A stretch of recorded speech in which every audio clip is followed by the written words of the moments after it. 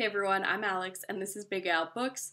I'm here today to do my December wrap-up and to talk about the 9 books that I made it through this month. Most of them were read in the later part of the month, like the last 10 days or so, because I don't know about you, but December is a really challenging month, and I always struggle to make it through to the end of December. Especially this year, I was working 2 jobs, going full tilt. There was not a lot of time to read until I got to vacation, but I still did manage to get some good reading in, so let's start talking about the books. So the first thing that I read this month was actually a literary journal, and that was the 4th issue of Freeman's, and this issue is called The Future of New Writing. So this was my first time checking out Freeman's, and I was really impressed, so if you haven't checked this out, you should consider doing so.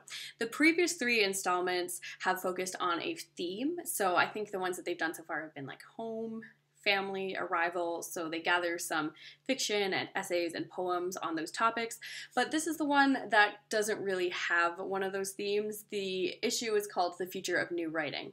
So basically the idea of this was to find a bunch of writers from around the world who are doing really innovative things right now and best represent where writing is going. And they're not all necessarily young writers, which I thought was cool. Like there's one author in here who's in his 70s, so they're not just young and up-and-coming authors, although there are a few of those, but really just people who are doing new things. The most exciting part about reading this book is the feeling of discovery, because after reading this, I feel like there are so many more authors who are now on my radar and whose works I want to check out, so it's a great way to find some new and innovative writers. Some of my favorite stories in this collection, there was one called Where Are You, Sweetheart by Mariana Enriquez, and her short story collection, Things We Lost in the Fire, has been on my radar for a while, and I really enjoyed the story in here. It's about someone who has a literary crush on Helen Burns, who is the sickly child from Jane Eyre. So this is obviously a kind of sick and perverse story, but I thought it was really funny. I really liked a lot of the Japanese pieces in this collection. There was one short story called A First-Rate Material by Sayaka Murata, and this was about a future where people liked to buy products made from other human beings. So shirts made from hair were really fashionable and jewelry made from bone and teeth, so that story was creepy and weird. I also enjoyed the short story called The Flower Garden by Miyako Kawakami, about a woman who is forced to leave her home because she can't afford to live there anymore, but she just comes back every day and sort of stalks the lady who's living there now. And another short story I really liked was Good Girls by Sanjeev Sahota, and his novel The Year of the Runaways was up for the Man Booker Prize about 2 or 3 years ago, and I wanted to read it then and I never did. But after reading his short story, I was really impressed with his writing, so I know that I'm gonna have to get to The Year of the Runaways sometime soon. So I could keep going. There are a lot of good pieces in this collection, but if you're looking for something new and fresh in your life, I would really encourage you giving this a try, because I had a great time reading this collection, and I've got so many new places to springboard after checking these authors out. Next up, I reread Romeo and Juliet for the 2nd time this year. So I reread it back in May before I was going to see a live production. And then I had to reread it this month because I was teaching it, which was really exciting. It was my first time teaching Shakespeare in an English class, and I had a lot of fun with it. This play is just solid. Really, the more I read it, the more I like it, because I think a few of my grade 9s kind of wanted to write it off, where they're saying, oh, this is just like a dumb love story. Why do we read this? Why does this matter?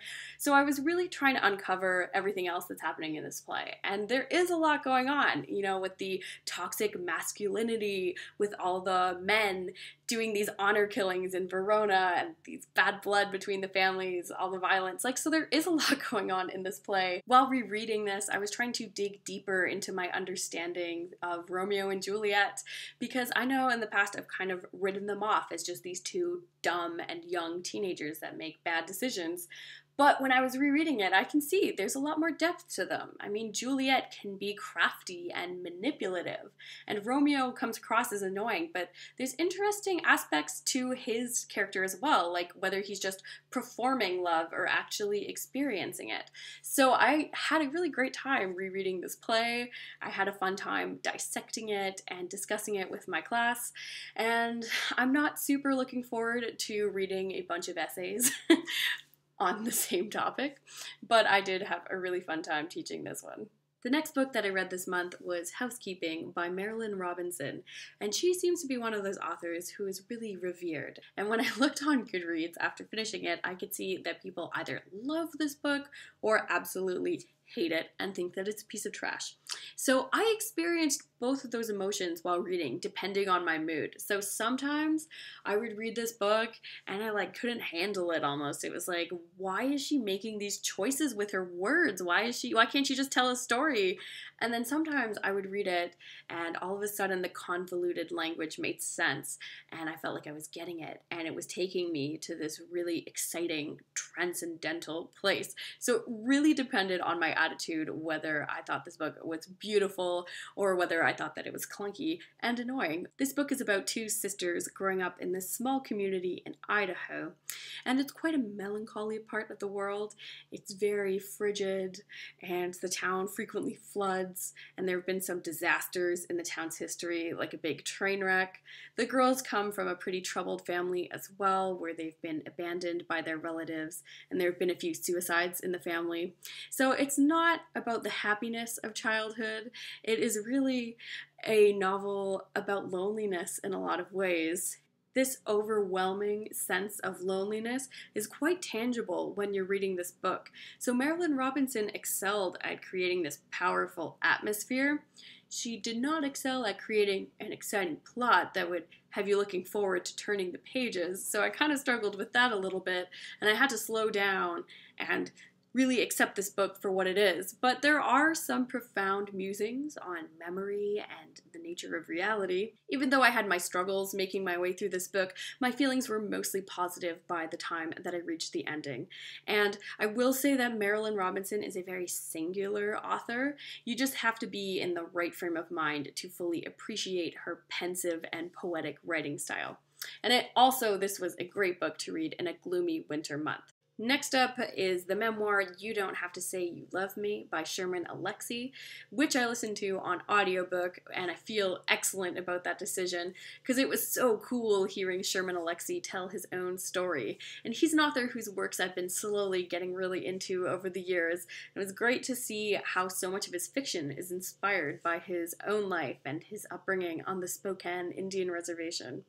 And this book is a very heavy-duty one because he started writing it after the death of his mother, who he had a particularly complicated relationship with. So it's not, an easygoing memoir. He writes a lot about the terrible, traumatic incidences in his childhood and his dysfunctional family, and he's trying to make sense of the past. I loved the way that, right at the beginning, he comes out and admits that he is the own unreliable narrator of his own story. So he's acknowledging that memory is complicated and it's difficult to work through. So don't expect any kind of straightforward, linear memoir. He is bouncing all over the place, and he writes in different styles. So there are going to be poems in here, and there are going to be funny chapters with lots of humor, and there are going to be really sad and reflective chapters. And it was so great having him narrate this story because you can really feel the emotion in everything that he's writing about. And he has a very distinct style of talking. So I would highly recommend that one on audio if you're looking for a really strong and emotionally powerful memoir.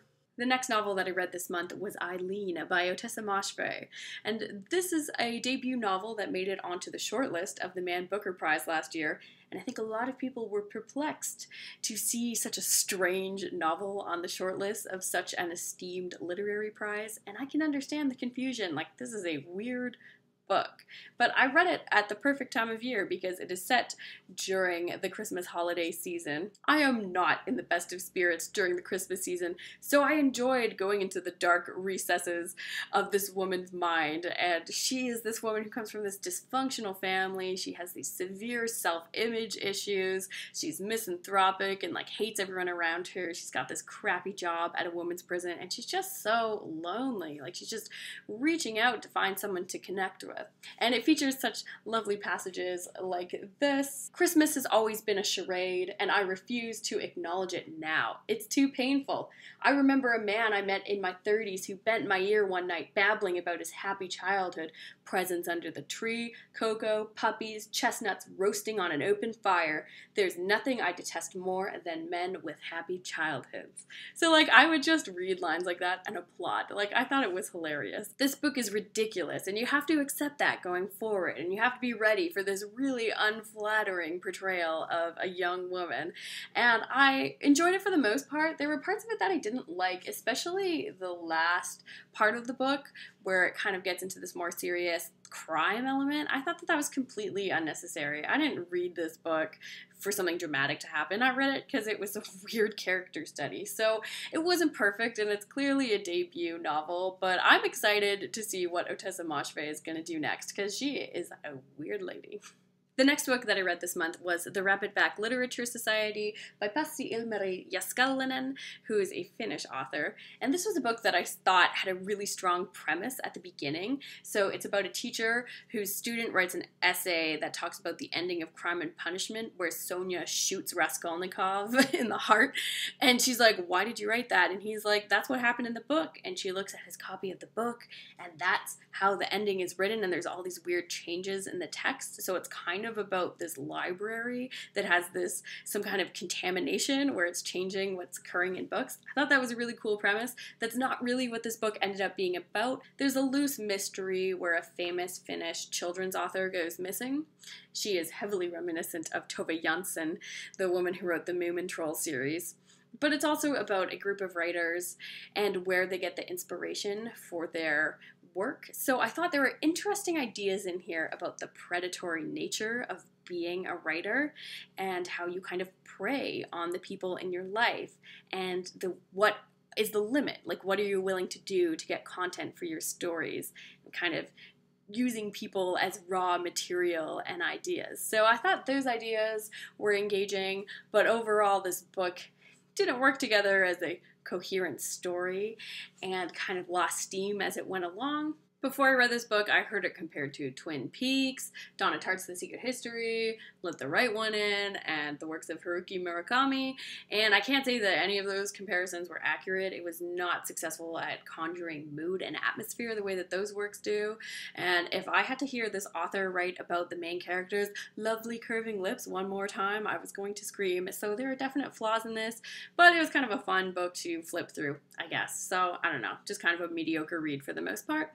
The next book that I read this month was The City of Brass by S.A. Chakraborty, and I realized after reading The Name of the Wind earlier this year that hyped fantasy books can be very hit or miss for me, and fortunately this book was quite a hit. I was looking for a fun, fast-paced fantasy novel to get really wrapped up in, and this book really did the trick. At first I was worried that I wasn't going to like this book because I thought the attempts at humor felt kind of forced and I wasn't that engaged with the story, but this book really does pick it up, and it was so refreshing to read a fantasy book set in the Middle East and drawing from Middle Eastern mythology. I know this is a generic thing to say about fantasy books, but I thought the world building was incredible. I mean, really, Chakraborty sets up an exciting society, and we're not dealing with just humans. Like, there are different types of beings, and there are different races within each of these types of beings, and there are a lot of political complications. So I loved the parts of this book set in the kingdom, in the city,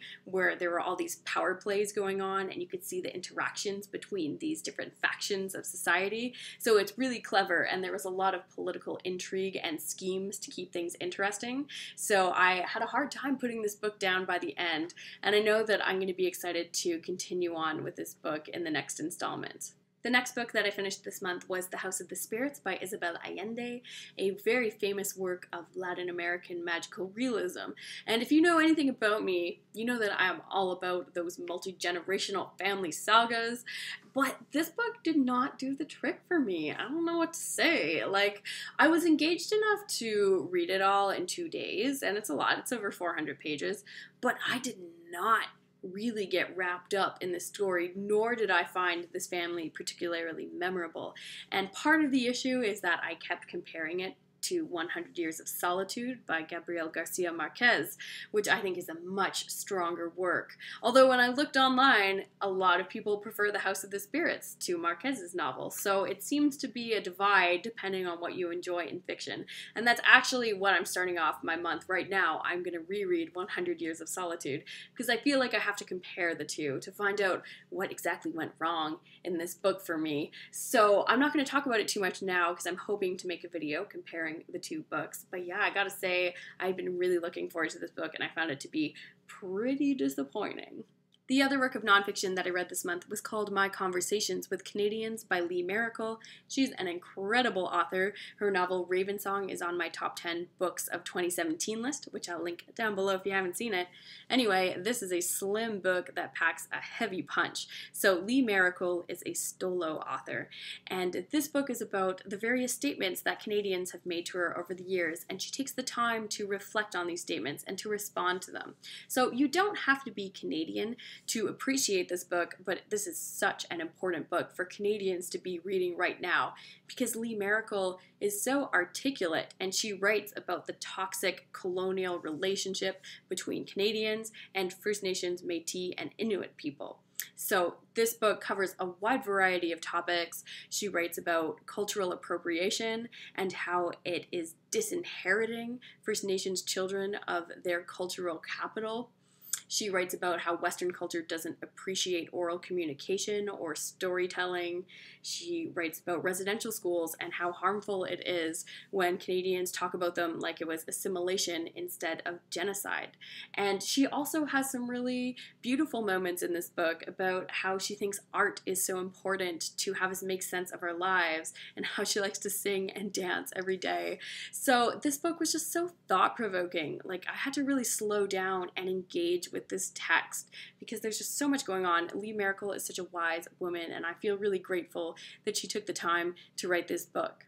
The last book that I read this year was called This Accident of Being Lost by Leanne Betasamosake Simpson, who is a Anishinaabe artist. I believe there's an album of music that accompanies this book, which I haven't checked out yet. But this book is based on these fragments that sort of come together. So there are some poems and lyrics and some works of short fiction. And Leanne Simpson has a very unique voice. So this isn't like anything else that I've read before. I love that she's able to engage with the present and with the past. So she talks about traditional knowledge that's important to her culture, but she's also really writing in a current place, and there's a lot in this book about technology and how it affects our relationships when we are stalking people on Instagram or when we expect constant communication with our partners. I was surprised at how funny this book can be. Simpson really had me laughing a lot. There's this scene where she talks about how she's addicted to kombucha, where she says, I'm addicted to this shit like I'm a goddamn Amish bearded soy jerky eating hipster.